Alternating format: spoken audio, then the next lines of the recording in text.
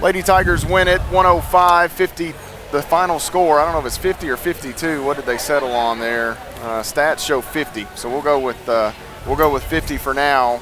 That's a Bryant Stratton club coach that you didn't know much about coming in, and maybe oftentimes those are the worst ones to prepare for because you don't know exactly what you're looking for or looking at perhaps. Yeah, you don't know their league and you don't know a ton about them. We're fortunate enough to watch several games before they came in, so we had a good feel about what they were. But like you said, when you don't know a team's league and you watch games but you really don't know how good their competition is, it's tough to decide sometimes. But kudos to them for coming down to Kentucky, getting a couple games in and before they start their conference play, so that's a good start for them. They've got an athletic team, and I hope they have safe travels back home. It was a good game for us to get right before these next two home conference games.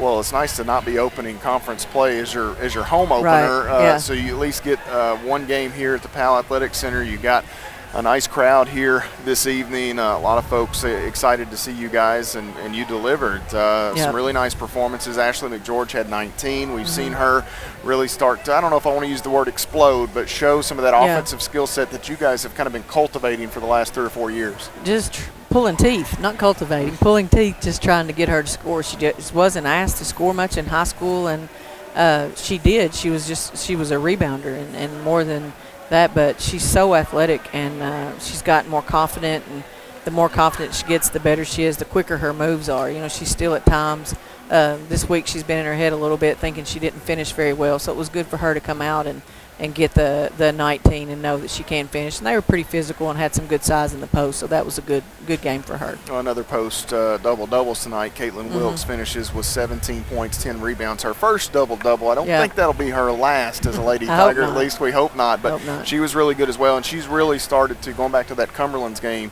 she's really started to find a bit of a groove in that second unit for you. She has. We knew when we put her back in, you may have told us that she needed that one more rebound, so we were hoping that she would get that one more. But she and Ashley are definitely a good 1-2 punch in the post, and it's nice to have both of them.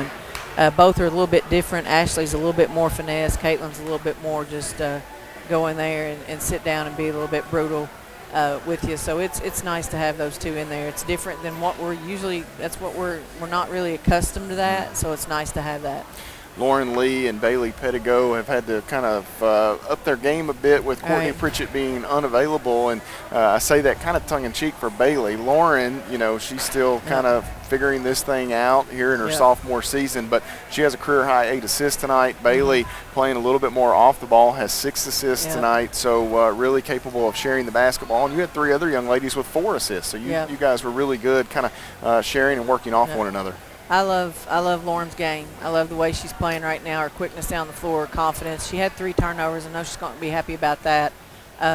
Just some slow, kind of sloppy passes, but her assists were really nice. She created and did some things for that. And then you've got a kid, Bailey Pettigo, who's your starting point guard. And then with Courtney Pritchett out at the 4, Bailey's maneuvering in and starting at the 4 for us. So that shows you how important Bailey is to our team, that she's coming in and doing that. And it's just nice to be able to have somebody that versatile, and she's coming in, and we're sharing the ball. There's never been an issue with this group of kids as far as sharing the basketball, and it's nice to have kids posting and kids giving you opportunities. We've still not shot the ball extremely well, and I think once we start doing that, that click will be a little bit much better for us. We'll start clicking more. One thing that gives you a different dimension is Sarah Sutton, and we had talked, and you said tonight was a night that you were just, you were going to see what she could give you and hope that she could kind of start to.